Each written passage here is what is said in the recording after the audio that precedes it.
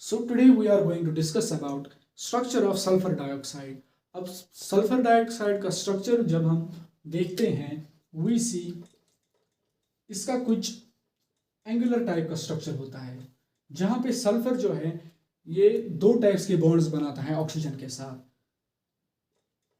One type of bond is sigma bond and यहाँ पे पाई और सिग्मा बॉन्ड की फॉर्मेशन होती है. एंड दिस स्ट्रक्चर इज ये जो स्ट्रक्चर होता है सल्फर डाइऑक्साइड का ये रेजोनेटिंग स्ट्रक्चर होता है. अब ये रेजोनेटिंग स्ट्रक्चर जो सल्फर डाइऑक्साइड का होता है इसको हम ऐसे डिटरमाइन कर सकते हैं कि it's a resonance hybrid. Sulphur जो है ये ऑक्सीजन और ऑक्सीजन के साथ जुड़ा हुआ होता है और यहाँ पे जो डबल बॉन्ड होता है वो कभी इस वाले ऑक्सीजन के साथ होगा कभी इस वाले ऑक्सीजन के साथ होगा. So this the resonating hybrid structure of sulphur dioxide. And जहाँ हम यहाँ पे ऑब्जर्व करते हैं कि सल्फर और ऑक्सीजन के दरमियान यहाँ पे सल्फर और ऑक्सीजन के दरमियान जो बॉन्ड लेंथ होती है इट्स 143 एंगस्ट्रॉम और ऑक्सीजन सल्फर और ऑक्सीजन के दरमियान जो एंगल होता है इट्स 109.5 डिग्री का एंगल यहाँ पे हम ऑब्जर्व करते हैं.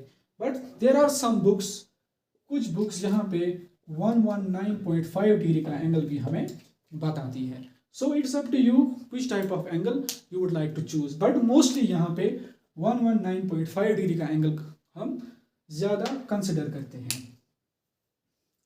अब ये तो हो गया स्ट्रक्चर ऑफ सल्फर. अब इसके बाद लेट्स सी कि सल्फर जो ऑक्सीजन और सल्फर जो दो बॉन्ड्स बनाता है सिग्मा बॉन्ड्स और pi bonds. In sigma bonds और पाई बॉन्ड्स को बनाने के लिए कौन कौन से ऑर्बिटल्स यहाँ पे ओवरलैप करते हैं. सो जब हम बॉन्डिंग के बारे में देखते हैं सल्फर में पी पाई की बॉन्डिंग भी हो सकती है और इसके साथ साथ D pi p pi bonding भी हम सल्फर में ऑब्जर्व कर सकते हैं. अब पी पाई बॉन्डिंग क्या होती है और पी पाई डी पाई बॉन्डिंग क्या होती है और सल्फर डाइऑक्साइड में ये कैसे होती हैं, लेट्स डिस्कस दिस. अब पी पाई बॉन्डिंग तब होगी जब ऑक्सीजन का पी ऑर्बिटल ऑफ ऑक्सीजन ये ओवरलैप करेगा पी ऑर्बिटल ऑफ सल्फर. जब ये दोनों ओवरलैप करते हैं तो हमें यहाँ पे पी पाई बॉन्डिंग मिलती है. एंड इसी के साथ साथ if we see d pi p pi bonding यहाँ पे जो वैकेंट डी ऑर्बिटल होता है सल्फर का जो वैकेंट डी ऑर्बिटल होता है जब वो ऑक्सीजन के पी ऑर्बिटल से ओवरलैप करता है सो यहाँ पे हमें डी पाई पी पाई की बॉन्डिंग होती है. यहाँ पे हमें डी पाई पी पाई की बॉन्डिंग मिलती है. अब ये कैसे होता है लेट्स डिस्कस. इसको समझने के लिए we have to first write the electronic configuration of sulphur. अब सल्फर की जो इलेक्ट्रॉनिक कॉन्फ़िगरेशन होती है ग्राउंड स्टेट की it's 3s2 3p2 3px1 3px2 3py1 and 3pz1. This is the ground state electronic configuration of sulphur. अगर हम इसमें देखें सल्फर के पास यहाँ पे सिर्फ 2 इलेक्ट्रॉन्स यानी 2 ऑर्बिटल्स होते हैं जो वैकेंट होते हैं. अब सल्फर जो एक्साइटेड स्टेट में जब शिफ्ट होगा तो यहाँ पे ये जो 3p के ऑर्बिटल्स हैं 3p2 के ऑर्बिटल्स हैं ये एक्साइटेड स्टेट में इसके जो इलेक्ट्रॉन हैं ये 3d शेल में शिफ्ट होते हैं.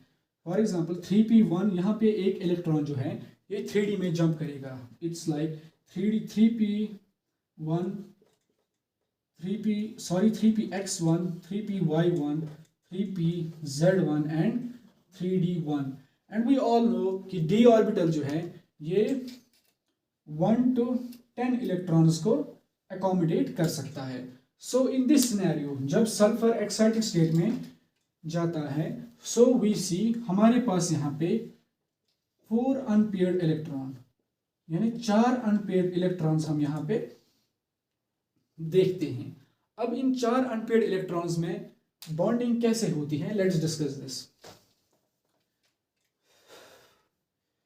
नाउ लेट्स सी, सल्फर जो होता है, सल्फर जो होता है इन सल्फर डाइऑक्साइड, इसमें sp2 हाइब्रिडाइजेशन होती है सल्फर की, एंड सल्फर के पास 3 हाइब्रिड ऑर्बिटल्स होते हैं, 3 हाइब्रिड ऑर्बिटल्स होते हैं सल्फर के पास।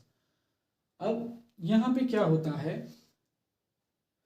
जब सल्फर ऑक्सीजन को अप्रोच करता है या ऑक्सीजन सल्फर को अप्रोच करता है, तो ऑक्सीजन के जो p ऑर्बिटल्स होंगे, p ऑर्बिटल्स जो होंगे ऑक्सीजन के, ये ओवरलैप करते हैं, ये ओवरलैप करते हैं किसके साथ,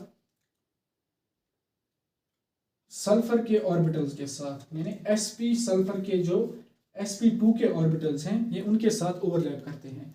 एंड वी सी सल्फर के पास यहाँ पे एक लोन पेयर प्रेजेंट होता है और हमारे पास यहाँ पे 3 वैकेंट ऑर्बिटल्स प्रेजेंट होते हैं, यानी कि इन 3 हाइब्रिड ऑर्बिटल्स को ओवरलैप हमें कराना है ऑक्सीजन के साथ।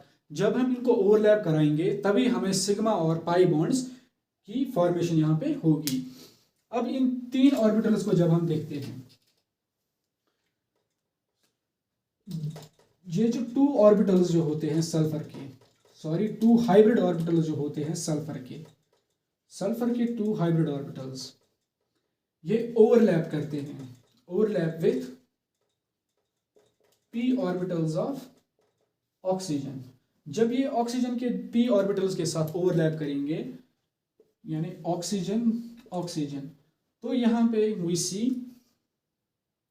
यहाँ पे सल्फर और ऑक्सीजन के दरमियान यहाँ पे हम 2 सिग्मा बॉन्ड्स को ऑब्जर्व करते हैं, एंड इन दैट सिनेरियो हमें यहाँ पे p पाई बॉन्डिंग मिलती है। एंड इसके साथ यानी ऑक्सीजन का p ओवरलैप करता है सल्फर के p के साथ, यानी that in this scenario we get p pi bonding. And in second case, अब हमारे पास 3d वैकेंट ऑर्बिटल हैं और ऑक्सीजन के पास भी अनहाइब्रिड वैकेंट ऑर्बिटल्स है।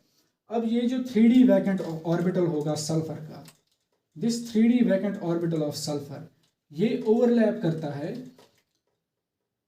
p orbital of oxygen. जब 3d orbital p orbital of oxygen के साथ ओवरलैप करेगा तो यहाँ पे p पाई, यानी p पाई जो है it's of oxygen and d pi is of sulphur, ये जब ओवरलैप करेंगे एंड इन दैट सिनेरियो हम यहाँ पे सल्फर और ऑक्सीजन के दरमियान एक डबल बॉन्ड भी देखते हैं।